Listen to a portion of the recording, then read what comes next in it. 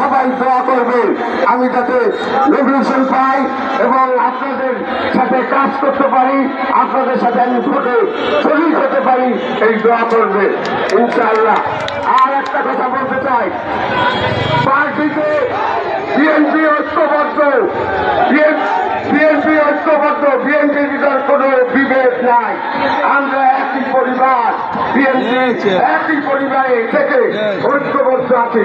একটি পরিবার যারা ঐক্যবদ্ধ, আর আমাদের এই দল বিএনপির নেতাকর্মীরাও সমস্তভাবে ইনশাআল্লাহ আমরা ঐক্যবদ্ধ বিএনপি চাই।